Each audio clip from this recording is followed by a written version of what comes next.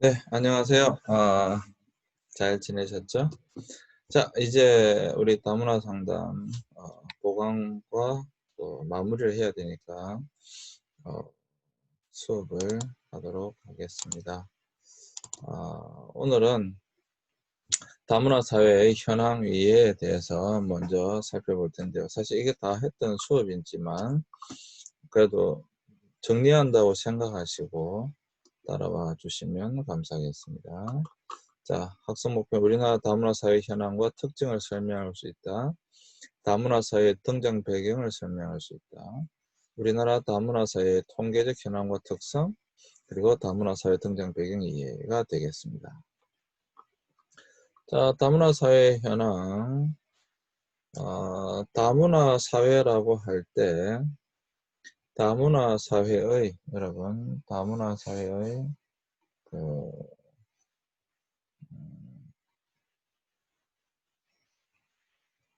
다문화 사회의 사실 가장 중요한 세 가지 조건이 있는데 그게 무엇인가 하면 다문화주의, 다원화된 인구학적 변화입니다. 먼저 다문화 사회를 정의할 때 가장 중요한 것은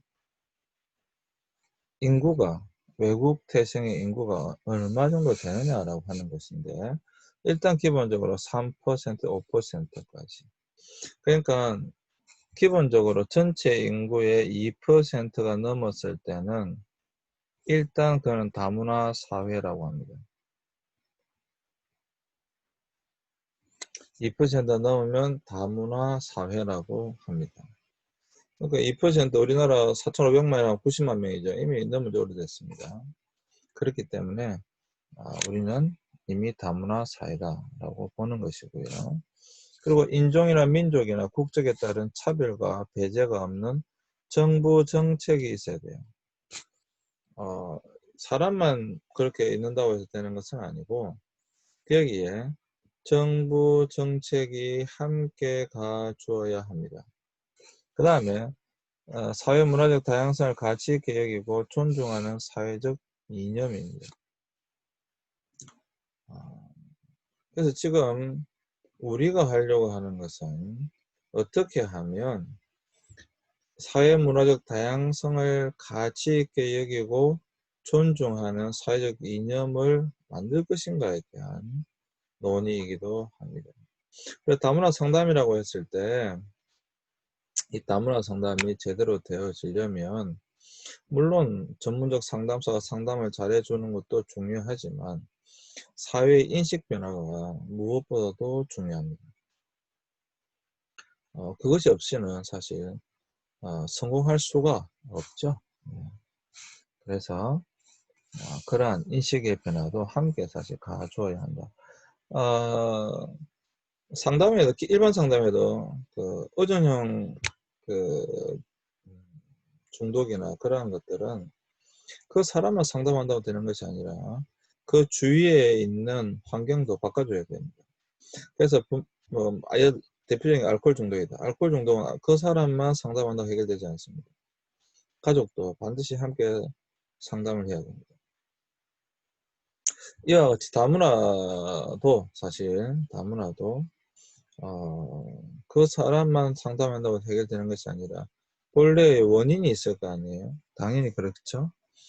본래적 원인, 그러니까 그것이 우리 다문화 상담으로 본다면 분명히 사회의 어떤 그 사회 일반인들의 사회 구성원들의 생각일 테니까 그러한 것들을 바꿔주는 작업이 굉장히 중요하다라고 하는 것입니다.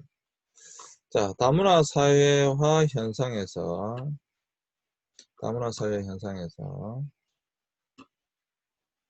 보아야 할 것이 국내 체류 외국인의 현황인데요.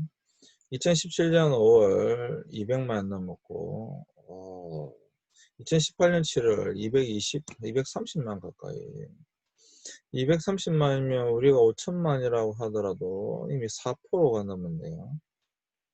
예. 그 중에 단기 체류자들 빼더라도 등록해서 거소 신고를 한 사람들 등록 단기 체류 고소 신고자. 등록이라고 하는 것은 2주가 될 텐데 벌써 5% 가까이가 되는군요. 그리고 2018년 7월 기준 불법 체류 외국인이 33만 3천 명이다. 그래서 약 256만 명이라고 하는 것은 굉장히 중요한 숫자인데 256만 명이라고 할 때 불법 체류자가 포함해서 전 국민의 5%, 4%가 아니고 5%. 그 말은 국민 100명 중에 5명이 외국인이다 라고 하는 것입니다. 이거는 상당히 많은 숫자죠. 네. 야, 여러분 우리나라에 이미 5%가 그 다문화 사람이다, 외국인이다라고 하는 것은 외국인이라고 하면 되죠. 다문화 사람이라고 하는 것은 야, 정말 엄청난 숫자네요. 예, 그 증가 속도가 점점 빨라지고 있는 거죠. 당연히 여러분 5%의 100명 중에 5명 5%의 사람이 다문화 사람이다 라고 했을 때 그에 따른 많은 문제들이 발생하겠죠. 그러니까 많은 문제가 발생할 때 국가적으로 개입하는 것을 사회복지라고 하고요. 예, 물론 국가적으로 개입하는 것도 있지만 전문 상담사의 도움으로 그 문제를 해결하는 것을 다문화 상담이라고 할 수 있겠습니다. 사실 아직까지 다문화 상담은 조금 더 국가적인 차원이 더 많이 개입되어 있는 것이 사실입니다. 왜냐하면 다문화 상담만으로 생활을 영위하기가 사실 만만치가 않아요. 물론 일반 상담도 그렇긴 한데 그래도 일반 상담은 뭐 상담만으로 충분히 생활을 영위할 수 있는 부분들이 있죠. 근데 다문화 상담은 아직까지는 왜냐하면 상담을 받으러 오는 사람들이 경제적 여력이 있어야 됩니다. 상담을 받으려고 하는 사람이 경제적 여력이 없으면 상담을 받을 수가 없어요. 그렇기 때문에 아직까지는 우리나라의 다문화 가족이 상당히 경제적으로 열악한 부분이 많기 때문에 이런 부분들은 국가가 개입하는 경우가 아직까지는 대부분입니다. 그 다음에 다문화 사회화 현상. 이 다문화 사회화 현상. 다문화 사회화 현상에 보시면 국내 체류 외국인 현황을 보시면 이것을 여러분들이 꼭 좀 관심 있게 보셔야 되는데 한번 보세요. 이제 2003년도입니다. 오래된 이야기가 아니죠. 그때 68만 명이었습니다. 근데 7년도에 이미 100만 명이 넘었습니다. 이때는 우리 이미 다문화 사회가 된 거예요, 우리나라는. 근데 한 해도 떨어지지 않고 계속 꾸준히 성장하고 있는 것을 볼 수가 있습니다. 근데 꾸준히 성장하고 있는데 03년도에 비해서 18년도까지 통계조사가 나와 있는 게 여기까지니까 15년 만에 3배, 4배, 3배, 거의 4배 가까이 늘었다라고 하는 겁니다. 무슨 말씀을 드리고 싶은 거냐 하면 다문화 사회화 현상이 굉장히 빠른 속도로 진행되고 있다라고 하는 겁니다. 이것이 상당히 빠른 속도로 진행되어지고 있다라고 하는 것을 법무부가 가지고 있는 통계조사에서 이미 드러나고 있다라고 하는 것입니다. 야, 우리나라에 250만 명이 넘는 외국인이 있다. 죄송합니다. 다문화 사람이 있다. 야, 정말 여러분 상당히 빠른 속도이죠. 조금 우리가 경각심을 가져야 될 필요가 있겠죠? 네, 그렇지 않습니까? 네.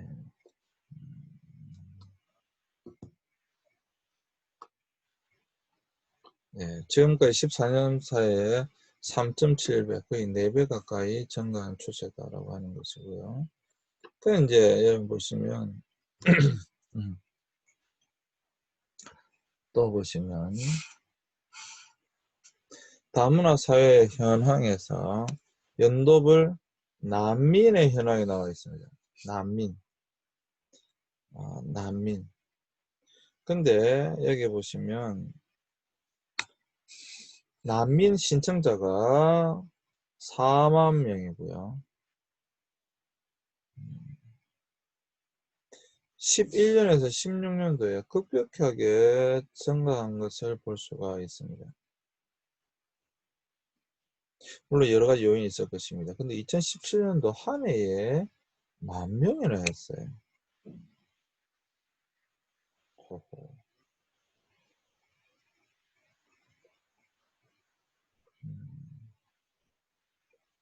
그래서 사실 아직까지는 우리가 난민으로 인정한 것이 사실 그 퍼센테이지가 그렇게 높지는 않죠.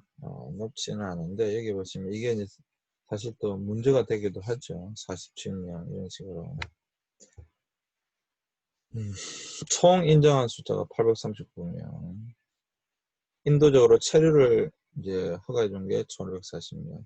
약 한 2,400명 가까이가 지금 우리나라에 있는 거죠. 여기 보시면.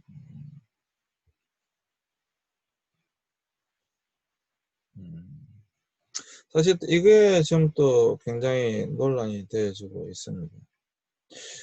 이런 이야기는 사실 이 수업 시간에 이야기하는 게 사실 굉장히 좀, 굉장히 그 민감한 부분인데요. 굉장히 민감한 부분인데요.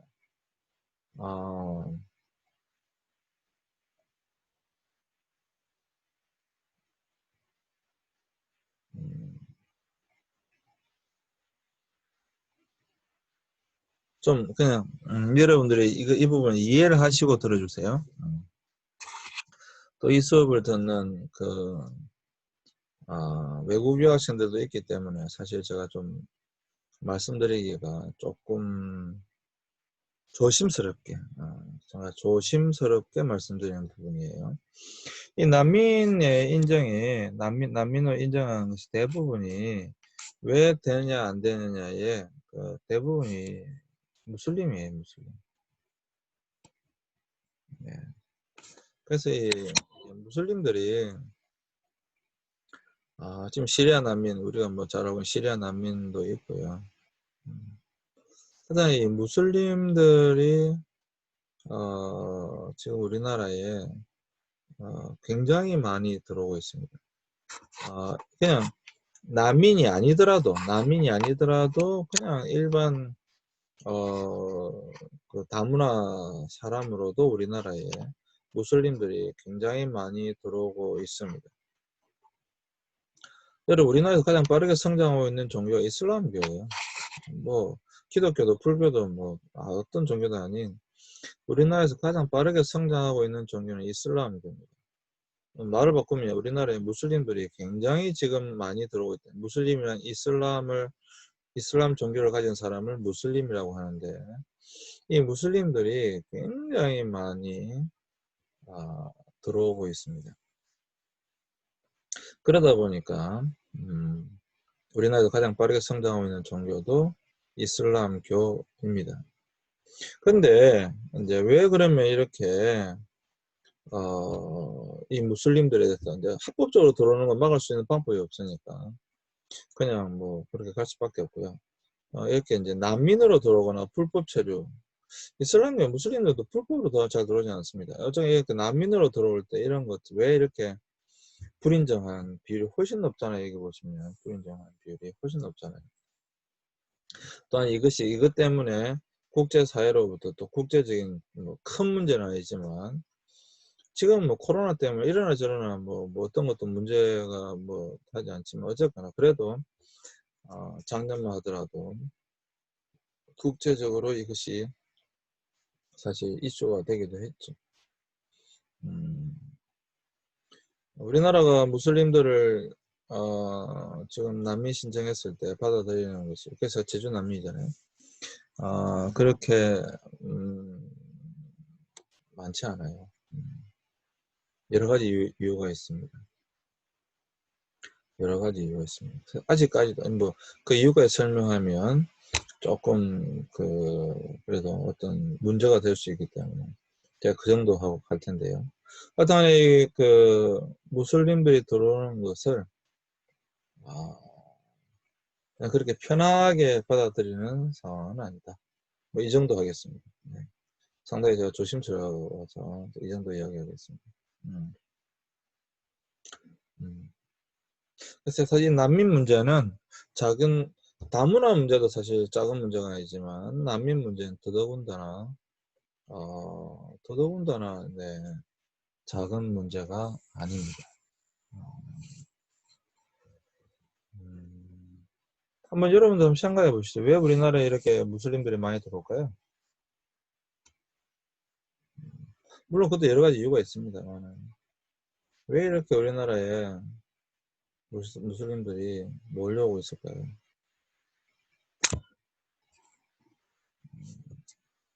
그리고 어떤 일이 발생하게 될까요? 결코 쉬운 문제가 아닙니다. 결코 쉬운 문제가 아닙니다.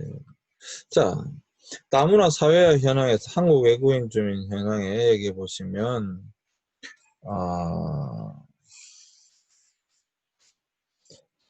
16년도, 15년도 증감, 15년도와 16년도만 증감한 것을 살펴보더라도 여기 보시면 171만 명에서 176만 명, 15년도, 16년도만 해도 3.1% 5만 3천 명이 늘어났다.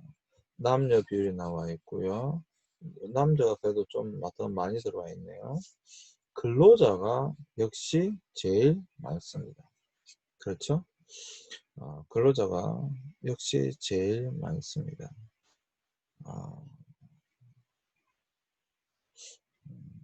그 다음에 결혼 이민자가 그 다음으로 많고요. 그 다음으로 많은 것이 유학생입니다. 유학생은 지금 더 사실 급격하게 늘어나고 있어요. 거의 유학생들이 각 대학교에 사활을 걸고 있기 때문에 유학생들은 뭐 앞으로 더 많이 들어오게 될 겁니다. 뭐 근로자도 마찬가지긴 하지만. 그 다음에 외국적 동포들, 그 다음에 기타 외국인, 국적 취득자, 외국인 주민 자녀 출생.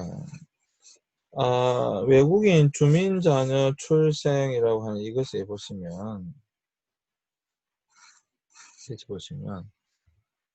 지금 우리나라에 여러분 한 해에 태어나고 있는 아이의 많은 퍼센트가 다문화 자녀입니다. 사실 뭐 10% 정도.